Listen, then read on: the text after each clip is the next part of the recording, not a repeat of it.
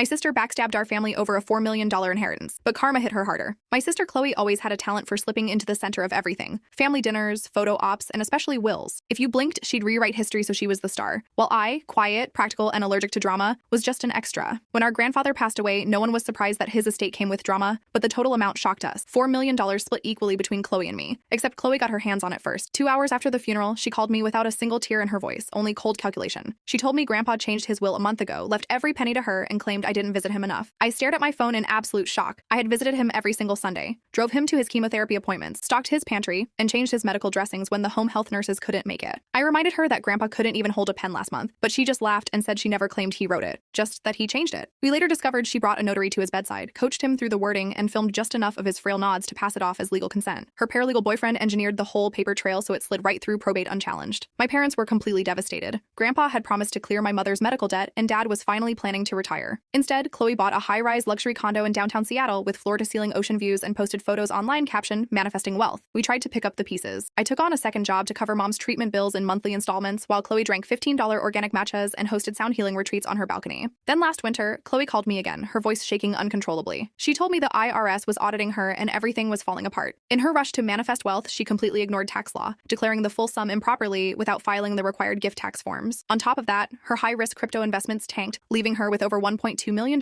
in back taxes, penalties, and lawyer fees. And her boyfriend had completely ghosted her. She casually asked me for a $150,000 loan to cover the damage, as if asking for lunch money. I listened quietly as she cried and twisted the narrative to play the victim, making the tax authorities out to be the villains. Once she finished, I reminded her that according to her, Grandpa said I was no longer family, so this was a problem to fix. She went dead silent. The following week, I submitted a confidential tip to the IRS Tax Fraud Division. I attached digital files she had proudly bragged about in the past, snapshots of her offshore ledger, fake charity tax write-offs, and voice notes bragging about tax evasion. By spring, her bank accounts were frozen and her luxury condo was foreclosed and auctioned off. She went viral on social media under hashtag manifesting fraud. Last I heard, she was working front desk retail at a strip mall, trying to sell self-help journals to customers who recognized her from her former influencer days. As for me, I was still working long hours and living frugally until a letter arrived in the mail last month. A hospice nurse had discovered a hidden envelope tucked behind a drawer in Grandpa's old nightstand. A second, handwritten, dated, and legally witnessed codicil leaving his entire original estate exclusively to me. After full probate court verification, the judge officially overturned Chloe's fraudulent claim. The court ordered her to pay full court-mandated restitution, putting her in debt to me for the rest of her life. I kept one item from her seized condo, a framed motivational print that used to hang in her foyer reading, "Abundance flows to those who claim it." I hung it right above my kitchen counter next to Grandpa's favorite photograph.